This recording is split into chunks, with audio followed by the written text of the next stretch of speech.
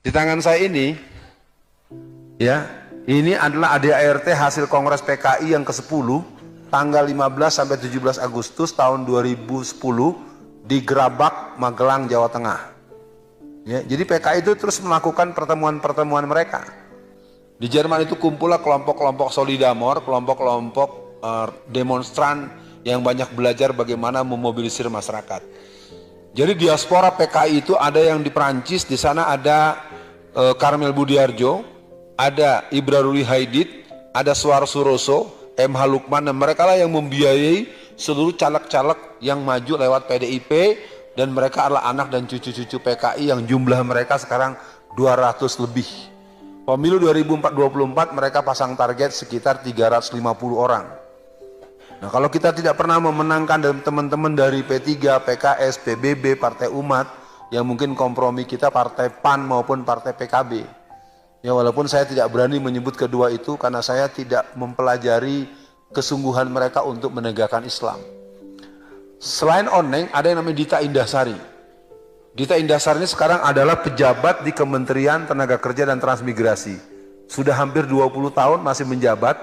Dia pendiri Partai Papernas, pelanjut dari PRD, dan dia pernah membuat buku harian tanggal 16 April 1996 yang mengatakan, well, partai telah berdiri. Jadi dia mengatakan dibangunnya kembali setelah 31 tahun dibekukan.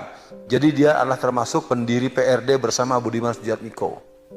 IKN merupakan dendam sejarah PKI tahun 1955 yang belum kesampaian. Mereka punya cita-cita membentuk ibu kota baru, dimulakan di Kalimantan Tengah. Soekarno tidak berhasil meyakinkan DPR, akhirnya gagal, dan kemudian terjadilah pemindahan ibu kota Jakarta yang kalau nggak salah itu di pinggiran kota Bogor oleh Pak Harto. Nggak jadi. Di Ponorogo udah 75% sertifikat tanah di tangan Cina. Majalengka, Jawa Barat sudah 68%. Banten dari ujung Pamulang, Tangerang Selatan sampai Tangerang Utara sudah 84%. Jakarta sudah lebih dari 80%. Indonesia per 2017 72% sertifikat tanah sudah di tangan Cina. Kita tuh udah nggak ada, Pak.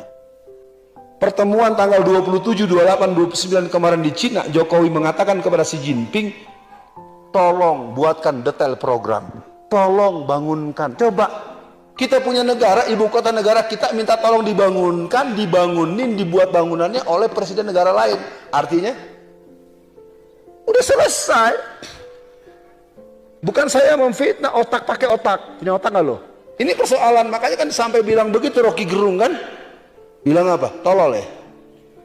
Iya, Rocky Gerung aja bilang tolol, apalagi saya, goblok kali ya. Ini infiltrasi sosialis internasional dan kebangunan PKI di berbagai partai.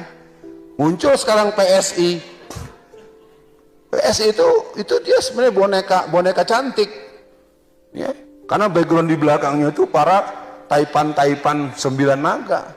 Seminar-seminar tentang politik, mendatangkan profesor apapun selalu membahas partai Islam akan kalah.